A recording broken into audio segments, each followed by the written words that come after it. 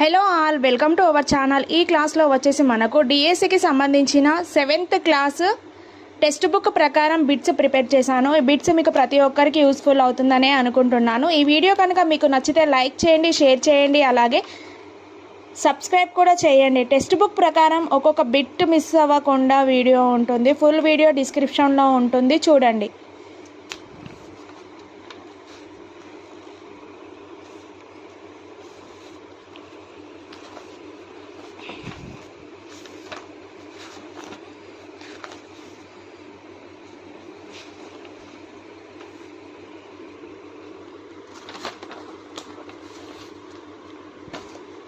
First lesson వచ్చేసి వివిధ రకాల పటాలను అర్థం చేసుకోవడం.